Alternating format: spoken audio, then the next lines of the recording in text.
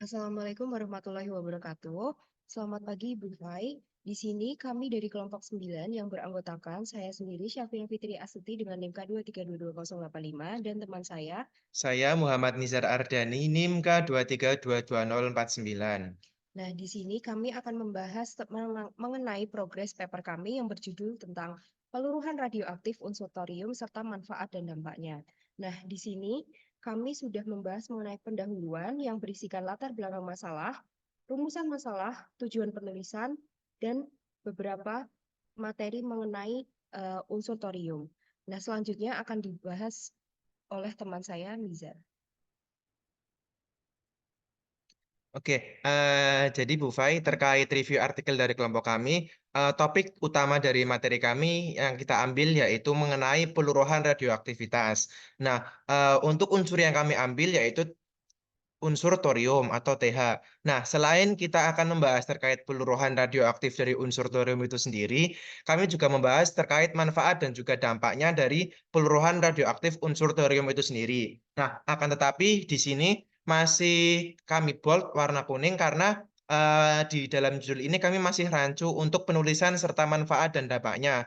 Kemungkinan kami akan mengganti judul terbaru agar sesuai, tapi intinya tetap ada manfaat dan dampaknya karena kami juga akan membahas terkait manfaat dan dampak dari unsur thorium itu sendiri.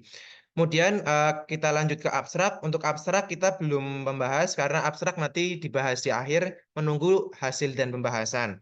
Nah, kemudian masuk ke bagian pendahuluan dimulai dari latar belakang masalah yang membahas terkait sejarah perkembangan atom, lalu ada kestabilan atom, masuk ke sifat inti atom yang bersifat ada dua, yaitu radioaktif dan stabil. Bahwa di dalam inti atom itu bersifat radioaktif atau tidak stabil yang akan mengalami proses peluruhan. Untuk peluruhan itu ada tiga cara partikel, yaitu dengan partikel alfa, partikel beta, partikel gamma. Juga ada tambahan pancaran, pancaran positron, dan penangkapan elektron.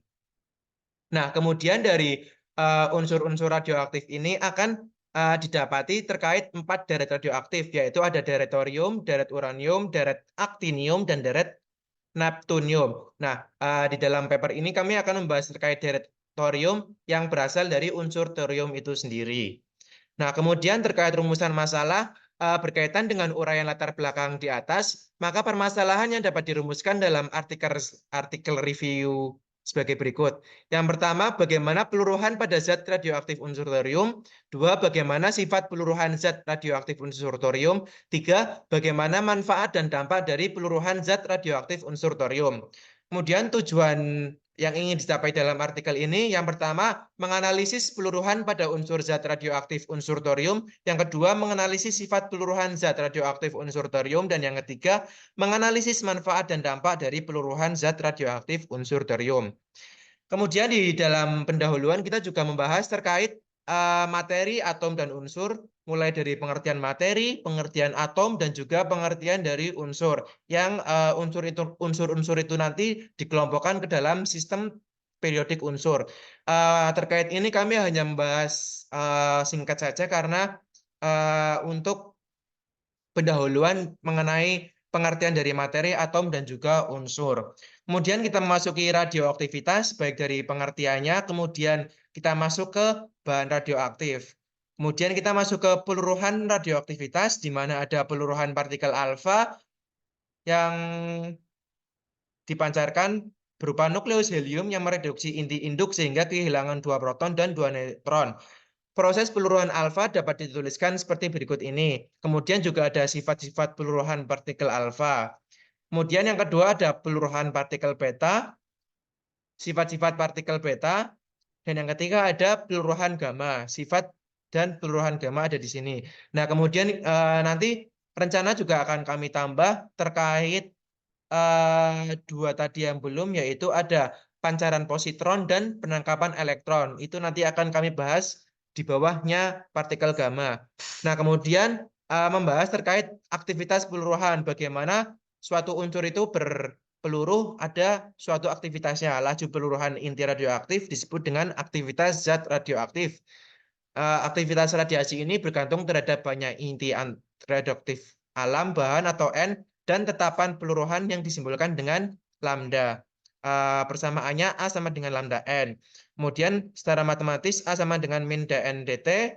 Kita masukkan sehingga kemudian diintegralkan kedua ruas, menghasilkan N sama dengan N0 dikalikan E pangkat min lambda T, di mana lambda merupakan konstanta peluruhan, N merupakan jumlah atom dari bahan radioaktif pada suatu waktu, NO sebagai waktu peluruhan dalam satuan sekon, dan E merupakan bilangan natural yang bernilai 2,71828.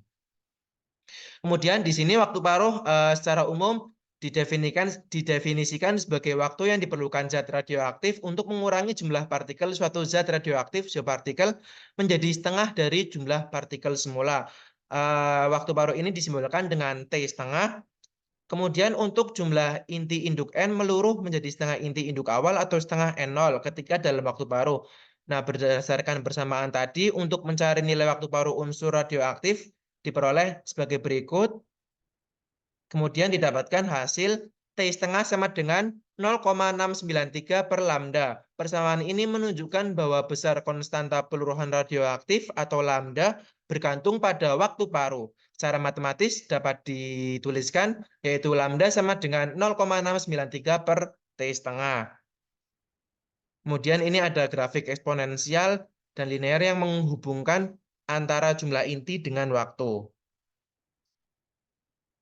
Baik, selanjutnya akan memasuki pembahasan mengenai unsur thorium. Pada pembahasan mengenai unsur thorium, di situ kita membahas mengenai pengertian dari thorium sendiri, yaitu thorium adalah bahan fertil yang ketika menyerap neutron akan berubah menjadi bahan fisil U233. Nah, U233 ini dapat menghasilkan reaksi berantai dalam reaktor nuklir sehingga dapat dimanfaatkan sebagai bahan bakar untuk pembangkit listrik tenaga nuklir. Nah, kemudian kita akan membahas mengenai cadangan thorium yang berada di dunia ini, dan di sini rencananya kami akan menambahkan gambar tabel cadangan thorium sesuai dengan jurnal yang kami ambil. Kemudian, selain memiliki jumlah yang lebih besar, thorium juga menawarkan beberapa keunggulan dibandingkan uranium. Di sini kami akan membahas tentang beberapa keunggulan tersebut. Selanjutnya, kami akan membahas mengenai sifat-sifat dari unsur thorium. Nah, pada sifat-sifat unsur thorium ini, kita rencananya akan membahas mengenai sifat senyawa thorium yang terdiri dari oksida, hidroksida, sulfat, klorida, nitrat, dan fosfat yang akan dijelaskan lebih lanjut nantinya. Kemudian, untuk hasil dan pembahasan, di situ kami akan menjawab dari rumusan masalah tadi. Yang pertama yaitu bagaimana peluruhan pada zat radioaktif unsur thorium.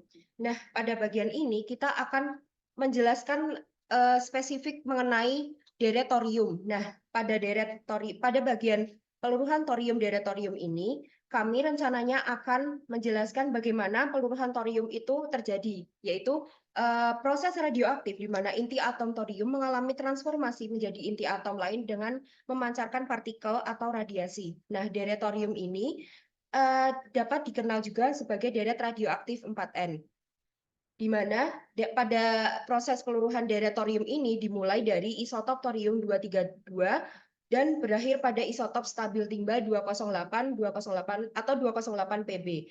Nah, pada proses peluruhan thorium ini dimulai pada thorium 232 atau 232Th dengan kemudian melahirkan isotop yang kedua, radium 228 atau 228Ra, dan begitupun selanjutnya hingga deret ke-11 yaitu menghasilkan thallium 208 atau 208Ti. Nah, pada deret thorium ini proses ini juga menjelaskan bagaimana masing-masing isotop itu memiliki jenis peluruhan seperti yang telah disebutkan oleh teman saya Nizar tadi, di mana jenis peluruhan itu terdiri dari alfa, beta, dan gamma. Dan di situ juga kita akan cantumkan masing-masing isotop itu masuknya ke jenis peluruhan alfa, beta, atau alfa beta, seperti itu. Kemudian yang pembahasan selanjutnya itu bagaimana sifat peluruhan zat radioaktif unsur thorium. Nah, pada bagian ini kita belum memasukkan hasil dan pembahasan karena kita juga masih mencari beberapa referensi sebagai penguatan untuk pembahasan yang akan kita masukkan. Nah, jenis peluruhan ini dapat dijelaskan, sifat-sifat dari peluruhan zat radioaktif unsur thorium ini dapat dijelaskan dalam beberapa karakteristik seperti jenis peluruhan, produk peluruhan, deret peluruhan thorium, waktu paruh, radiasi yang dihasilkan, dan distribusi dan ketersediaan, seperti itu.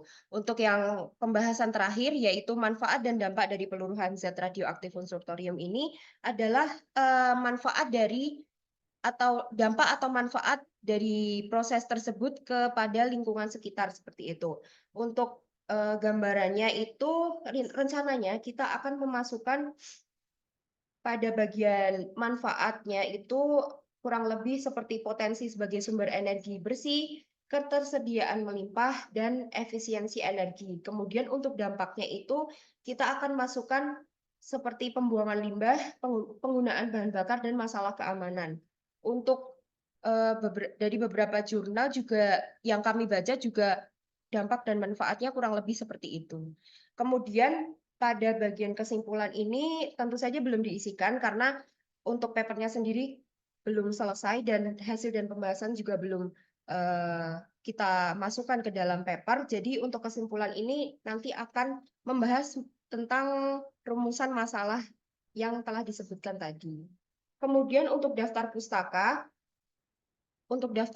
di sini sebenarnya kita sudah mencantumkan beberapa citasi seperti yang di awal tadi sudah lumayan banyak daftar pustakanya, namun ini mohon maaf sekali Bu, ini belum kita cantumkan ke daftar pustakanya, jadi ini masih daftar pustaka bawaan atau masih template. Jadi untuk daftar pustakanya kita menggunakan style IEE seperti yang dicontohkan pada template berikut ini. Seperti itu, Ibu. Ya, jadi seperti itu Bu Fai terkait progres dari paper review artikel kami. Kurang lebih menurut kami ketercapaian keseluruhan progres baru sampai 40%. Sisanya belum karena kita di sini belum membahas terkait hasil dan pembahasan dari inti review artikel ini dan juga kesimpulannya. Kemudian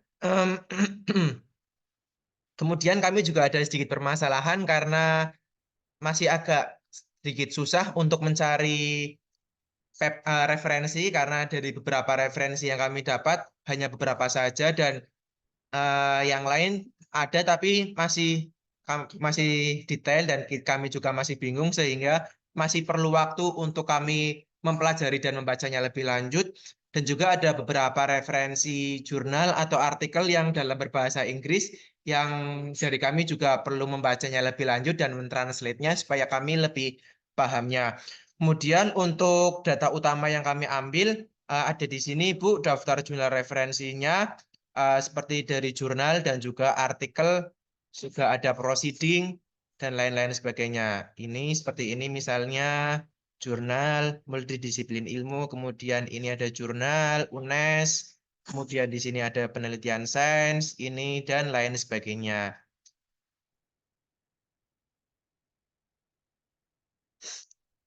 Ya, mungkin itu saja dari kami, Bu. Terima kasih atas perhatiannya. Kurang lebihnya mohon maaf. Dan jika dari Bu Fai ada kritik, saran, dan juga masukan, bisa memberikan melalui kolom chat atau di dalam review komentar. Sekian dari kami. Mohon maaf apabila terdapat kesalahan dan kekurangan. Wabillahi taufik wal hidayah. Assalamualaikum warahmatullahi wabarakatuh.